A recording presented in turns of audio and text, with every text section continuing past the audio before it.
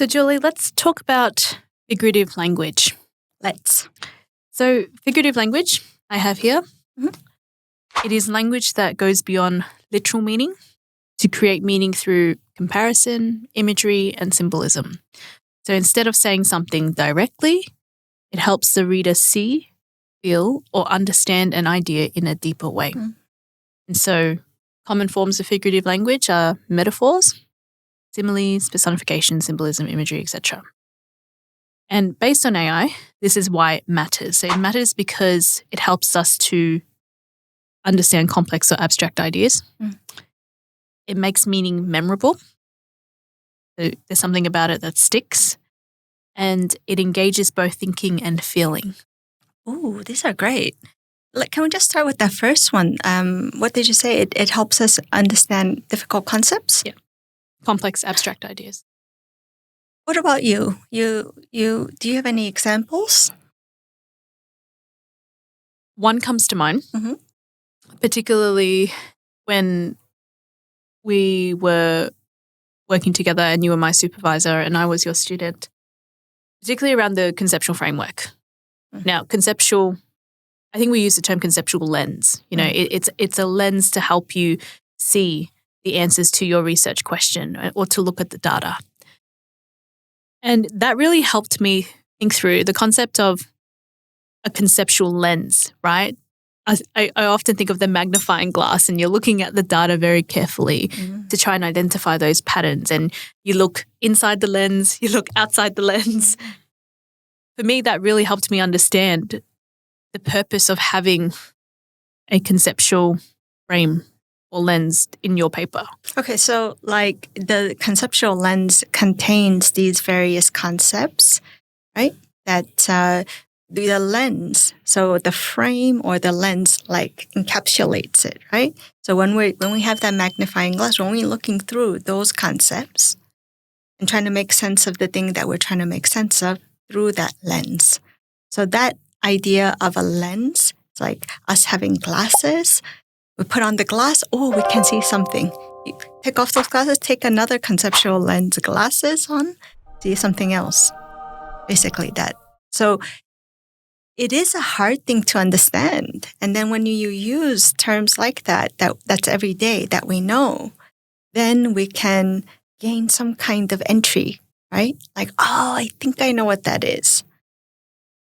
Okay, so it's helpful in that sense of learning something really complex. I'm thinking about the term translanguaging, which I'm not going to go into in great detail here, but it is not a simple thing to understand. You have to understand how language works, how multilinguals use language, and it's not these days not just about language, but also about other modes and like ways of meaning making. So I've been trying to explain this to lots of people, breaking it down.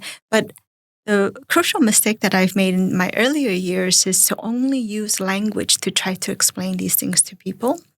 And once I started to, and I got this idea from Kate Seltzer, who gave a presentation. She had a lovely image where she had two boxes, first language, second language, bounded in boxes, and then an arrow that's like switching back and forth. And I thought, oh, that's so easy to understand, and then the other box is then like, no going back and forth, no boundaries like this, and one that's just completely open. Right? And you can use all your linguistic language features from lots of different languages, to make meaning. And I thought, oh, so that the contrast, like one, next to the other, really makes it very like simple and easy. And I've been running with that image too with my students, and I could see that was helping them to understand as well.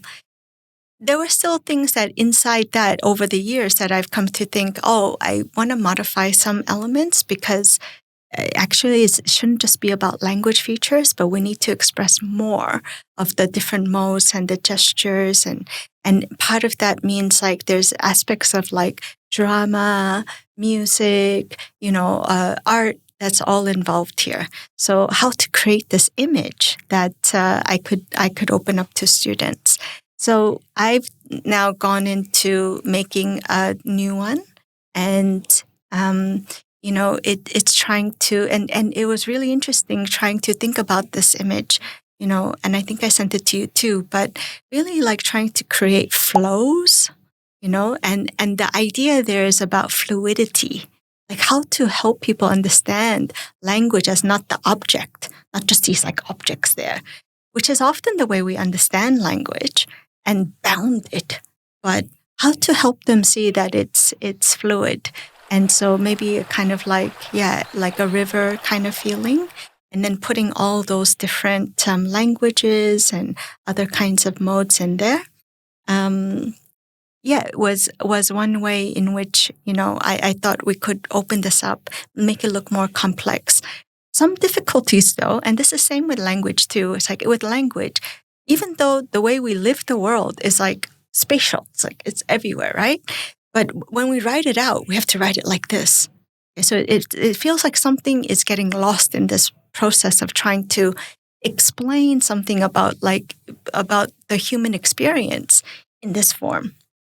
But even in pictures too, like in this one that I've made, we still have to draw the boundaries. We still have to draw the lines. It's like, so what do we do? Should we make like little dotted lines, like to signal that there's still like, I don't know, like in the end, it can become too complex too. That drawing in itself can become too complex. And that really wasn't the purpose of doing this. It's really to start opening up this conversation with students and very young students too, because I'm taking in these images to primary schools. And when I explain it to kids, they just get it. They look at it and they know. Wow! And now I'm moving into the space of animations and little like Julie animated talking about translanguaging. And that works too. So just coming back to figurative language though, like these ways in which we're always like thinking with some sort of metaphor, sort of example where we will have to like rethink how we're going to explain something to somebody. And I think the difficulty within the academic realm is that it often just comes back to like, it's all that flowery language. And it's like, it's actually not flowery language. To try to explain this thing is highly conceptual. We need, more than language. Yeah. It reminds me of Catherine Strom's work, and that one of the titles, Clinging to the Edge of Chaos, the first year of teaching. Yes. And that just, it embodies everything that I felt as a teacher in terms of there's an edge of chaos. Okay, like didn't realize that existed, but in my field, in my everyday, when Catherine Strom, when she was able to conceptualize that for me in terms of, this is your classroom. These are your students in your classroom, and that's informed by, your school, informed by your curriculum, informed by your policy, and these are the micro, the meso, and the macro factors that impact this edge that you feel. I'm like, that makes sense. Like it's very deep, as you say, deep work that it takes to think in a very figurative way. Yes. But to communicate that, it brings on a different meaning that I think many of us hungry for appreciate. But does that then relate to the third point where what was it that you said that it was about the feeling? Correct. Yes. Yeah. That it connects emotion and cognition. It engages both thinking and feeling. Yeah. So the clinging to the edge of chaos, I feel like that first year student or whatever, or teacher, just like on a mountain cliff clinging, and that like that feeling, it just resonates, doesn't it? And it says it all, really. So we tackled the first and third point. The second point was that it doesn't even have to be a difficult concept. What was it? The second point was that it makes meaning memorable. Yeah, it makes meaning memorable. So you and I shared that activity that I do with my students on becoming a language teacher. And basically I get my students to think about, tell me, like, becoming a language teacher is like what? Okay, so that's not a difficult concept, but we get to understand some concept a bit better once they can fill in the blanks. So what do my students bring together? So we have a girl juggling 8 to 10 balls in the air. They're all different colors. And they also correspond to the stripes on her dress. And yeah, the motion of the balls, it seems quite neat, but they're all up in the air. So being a language teacher is like being a juggler. Yeah. We have an image of Doraemon.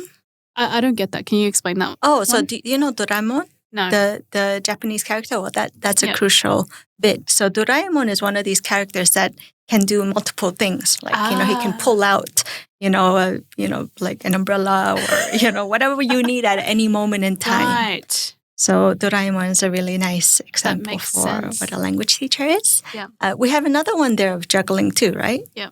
I thought this more of a circus clown hat. That's Like true. It just felt very performative. But the circles next to that. Yeah. Juggling. So the circus, juggling, some sort of stage performance is how I see it.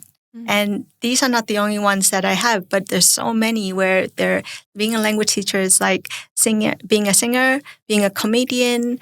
The stuff on the stage is really phenomenal.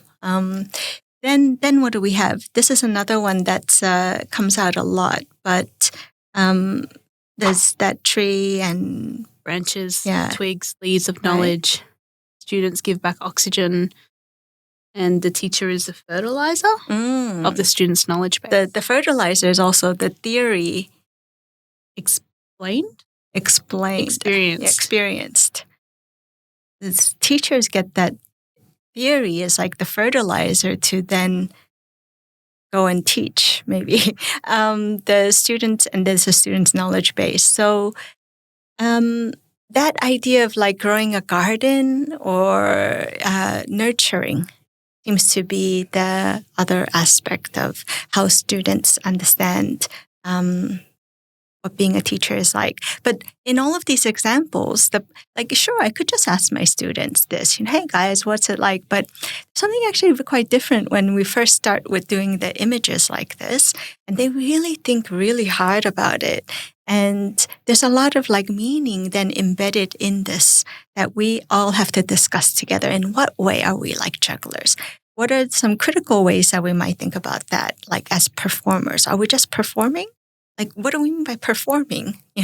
So, this is where using the figurative language, first of all, when we want to figure out how we want to describe ourselves, we might do an activity like that so that we can get really deep into the meaning of the thing that we want to express. And then I get my students to, okay, so now you have thought about this really carefully. Now I want you to write about it and start off your essays in that way. And it really changes the dynamics, Kat. It's not superficial. It's not like, oh yeah, being a teacher is just because they have thought about it really carefully, they then take that and do that linear thing and try to bump up the language to, make sure it fits into the scholarly, genre. And their writing is better. The writing is better. I'm more interested to look at it, and I think, oh, this is a really thoughtful student. So again, I have to create that space, don't I? I have to create the space and give them some time to do that. And they're grad students, but the minute you take out coloring pens and stuff, they love it. They love it. They don't want to stop. And often I do have to get them to stop, and they're angry that you didn't give them enough time. Well, you go home and do it, but if I don't open up that thing in class, then, they don't have the idea to do that kind of thing. And I suppose for me, it's not just that. It's about the meaning, and it's about how to help them engage. What's the entry point to help them to really think about this carefully? Because I really care about language, the profession of language teachers, and I don't want them to just say anything. I want them to really give it a lot of thought. And I love for them to see other people's. So what we do is when we finish all of this, we put it up on the board. So do a little exhibition. I get the students to take some of those and categorize. And then we look at how many people say that it's about juggling, how many people say it's about growing a garden, and so on. And it's very interesting. The students themselves become analysts and they start to understand, wow, yeah, we're thinking about our profession more like a performance, or whatever. So it gives them really deep understanding, which is what one of I think the second point that you mentioned. And that's why it's not just flowery. And it really helps in so many ways. And I have to say that a lot of the academic work that I read, I think without the metaphors, without the figurative language, it would be really hard. Like thinking about language like building blocks, that helped me in the beginning. Building blocks, the blocks. So you got the, phonemes, morphemes, like, these blocks. Like, I'm not saying that that's the only way I think about it, but they gave me an entry point into thinking about something, visualizing something. That helps with my meaning making. So good.